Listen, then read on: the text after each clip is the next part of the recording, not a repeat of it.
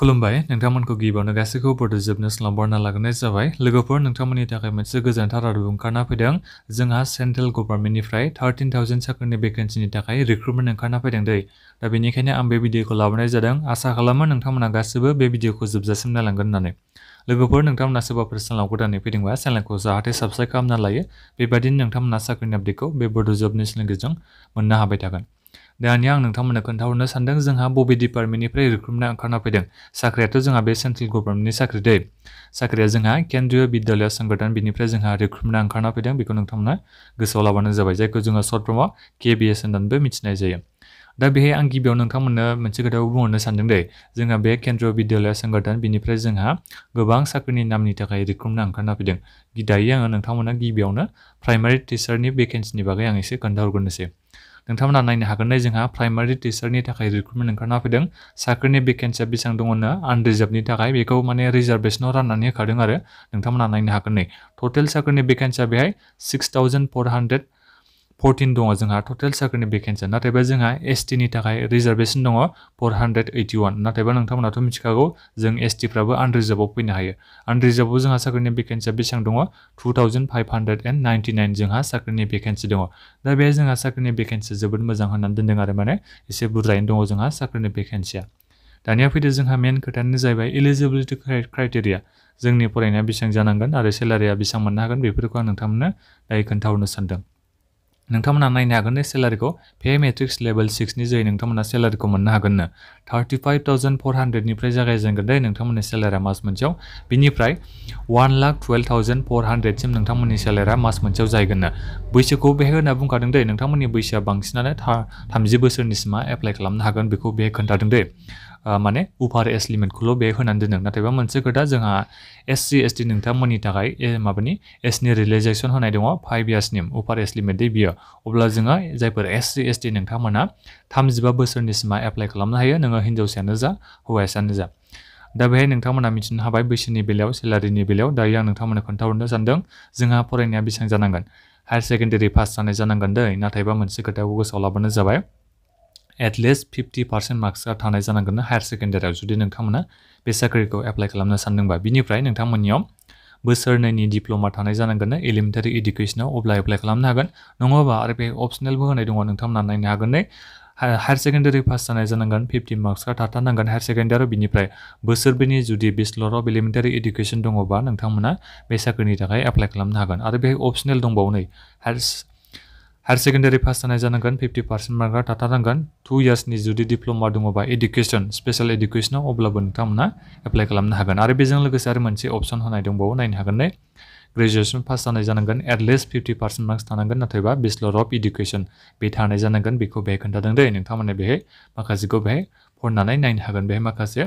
डिजारेबल बेखौबो होनाय दङ कम्पिउटार नलेज थानांगोन बेखौ बेहाय खोन्थादों नाथायबा कम्पिउटार सार्टिफिकेट नांगोन बेखौ बेहाय बुङाखै प्रफिसियेन्सि थानांगोन प्रफिसियेन्सि होदों आरो बेहाय teaching Hindi and English medium बेखौ बेहाय बुंदों आरो मिडियामखौ बेहाय खोन्थादों नाथायबा बेहाय जेबो माबा गैया दे प्रफिसियेन्सि थानाय जानांगोन होन्दों आरो बे हिन्दी एन्ड इंलिश नाथायबा बे नोङो सार्टिफिकेट एक्सपिरियेन्स सार्टिफिकेट बेफोरबायदि होनांगोन इंलिश आं सिगाङाव फोरोंखांबाय हिन्दी फोरोंखांबाय हिन्दी लेंगुवेज बेफोरबायदि माने सार्टिफिकेट होनांगोन बेफोरबायदि बेहाय खोन्थायाखै दे नोंथांमोननिखौ नायनो हागोन फरायनानै दा बिनिफ्राय बैसोनि बेलायावबोथ' आं नोंथांमोननो खोन्थाहरनाय जाबाय दानिया आं नोंथांमोननो खोन्थाहरनो सानदों जोंहा बेहाय सेलेक्सन प्रसेसआ माबायदि जानो हागौ आं बेखौ खोन्थाहरनो सानदों मड अफ सेलेक्सन जोंहा रिटेन एग्जाम जागोन बेनिफ्राय जोंहा टेस्ट लानाय जागोन दे इन्टारभिउ लानाय जागोन नङाबा स्किल टेस्ट लानाय जागोन बेखौ बे बिथांमोना खोन्थादों जोंहा टेस्टआ बहा जागोन बेखौबो खोन्थाहरनो सानदों आङो जोंहा आसामनिया डिब्रुगड़ गुवाहाटी जरहाट सिलचर तेजपुर बे माबायाव सेन्टाराव जोंहा जागोन नोंथांमोना गावबागाव सेलेक्ट खालामबानो जाबाय बबे मोनसे जायगा नोंथांमोननि खाथिसिनाव बेहाय नोंथांमोना गावबागावनि टेस्टखौ माने रिटेन टेस्टखौ हैनो हागोन रिटेन टेस्टनि उनाव इन्टारभिउ नङाबा स्किल टेस्ट जायखिजाया बेबायदि मोनसे जागोन बेखौ बे खोन्थादों दे कम्पिउटाराव जोंहा एग्जामा जागोन अनलाइनै बेखौ नोंथांमोना गोसोआव लाबोनो जाबाय दा बेनिफ्राय लोगोफोर जोंहा अनलाइन एप्लाइआ जाबाय दे नोंथांमोना दायो एप्लाइखौ खालामनो हागोन नाथायबा मोनसे खोथाखौ गोसोआव लाबोनो जाबाय जोंहा एप्लाइ खालामनायाव पेमेन्ट दङ 1,500 नोंथांमोना होननांगोन बेखौ बेहाय बुंदों दे नाथायबा मोनसे खोथाखौ गोसोआव लाबोनो जाबाय जायफोर नोंथांमोना SC ST केटेगरियाव गोलैयो नोंथांमोना फि होनांगौनि गोनांथि गैया नोंथांमोना माने फ्रियैनो अनलाइन एप्लाइखौ खालामनो हागोन जायफोर जेनेरेल बिथांमोनासो 1,500खौ होनो नांगोन दा जोंहा एप्लाइ अनलाइना 5 डिसेम्बरनिफ्रायनो जाबाय दा जोंहा लास्ट डेटआ जाहैबाय 26 डिसेम्बरसिम थागोन दा बेनिखायनो गोख्रै नोंथांमोना एप्लाइखौ एसे खालामनो नाजाबानो जाबाय दानिया जोंहा बे थांबाय लोगोफोर प्राइमारि टिचारनिया दानिया जोंहा आरो माखासे साख्रिनि भेकेन्सि दंबावो आं बेखौ नोंथांमोननो दायो खोन्थाहरनो सानदों दानिया फैदो लोगोफोर जोंहा गुबुन मोनसे साख्रिनि नामफोरा मा बेखौ आं नोंथांमोननो खोन्थाहरनोसै एसिस्टेन्ट कमिशनार बिनिफ्रायबो जोंहा रिक्रुटमेन्ट माने बे एसिस्टेन्ट कमिशनारनि थाखाय जोंहा साख्रिनि रिक्रुटमेन्ट ओंखारना फैदों दै टटेल साख्रिनि भेकेन्सिया 52 टा दङ आनरिजार्भनि थाखाय 28 दङ एसटिनि थाखाय जोंहा गासै 3 साख्रिनि भेकेन्सि दङ बिनिफ्राय जोंहा प्रिन्सिपालनि थाखायबो रिक्रुटमेन्ट ओंखारना फैदों दै टटेल साख्रिनि भेकेन्सिया 239 टा जोंहा टटेल साख्रिनि भेकेन्सि दङ एसटिनि थाखाय 17 टा आनरिजार्भनि थाखाय 123 टा जोंहा साख्रिनि भेकेन्सि दङ जोंहा बे डिपार्टमेन्टआ एखेयानो दै बे केन्द्रीय बिद्यालया संगठन बेनिफ्रायनो जोंहा रिक्रुटमेन्टआ ओंखारना फैदों बेखौ नोंथांमोना गोसोआव लाबानो जाबाय बिनिफ्राय जोंहा भाइस प्रिन्सिपाल बिनि थाखायबो रिक्रुटमेन्ट ओंखारना फैदों टटेल साख्रिनि भेकेन्सिया 203 जोंहा माने 203 जोंहा टटेल साख्रिनि भेकेन्सि दङ भाइस प्रिन्सिपालनि थाखाय आनरिजार्भनि थाखाय 104 साख्रिनि भेकेन्सि दङ एसटिनि थाखाय 15 टा नाथायबा मोनसे खोथाखौ नोंथांमोना गोसोआव लादो बे साख्रिया जोंहा सेन्ट्रेल साख्रि माने गासिबो अल इन्डियानि साख्रि दै बियो जोंहा बेयो आसाम स्टेटनि साख्रि नङा बेखौ गोसोआव लाबानो जाबाय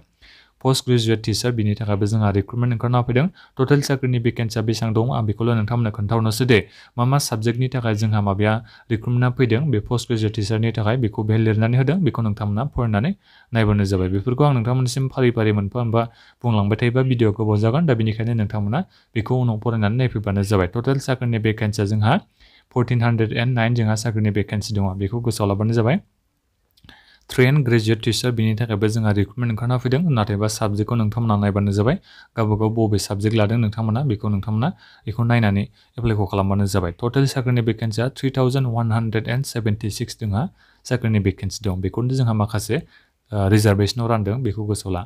लाइब्रेरियाननि थाखाय जोंहा रिक्रुटमेन्ट ओंखारना फैदों टटेल साख्रिनि भेकेन्सिया 355 जोंहा साख्रिनि भेकेन्सि दङ एसटिनि थाखाय जोंहा 26 आनरिजार्भनि थाखाय 146 टा साख्रिनि भेकेन्सि दं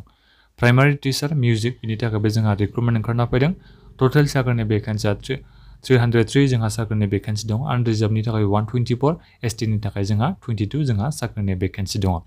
फाइनान्स अफिसारनि थाखायबो जोंहा रिक्रुटमेन्ट ओंखारना फैदों गासै 6 जन दङ साख्रिनि भेकेन्सिया एसिस्टेन्ट इन्जिनियार सिभिल बिनि थाखायबो दङ 02 जोंहा साख्रिनि भेकेन्सि दं मोननैल' साख्रिनि भेकेन्सि दङ एसिस्टेन्ट सेक्सन अफिसार माने गोबां साख्रिनि नामनि थाखाय रिक्रुटमेन्ट ओंखारना फैदों आरो नोंथांमोना बरसो जालायलायबाय दा भिडिअखौ नायनानै अब्लाबो आं बेहाय नोंथांमोननो खोन्थाहरजोबनो सानदों आरो मा साख्रिनि नामनि थाखाय जोंहा बेसेबां साख्रिनि भेकेन्सि दं आं बेखौ नोंथांमोननो खोन्थाहरजोबनो सानदों दा बेनिखायनो नोंथांमोना भिडिअखौ नायलांजोबबानो जाबाय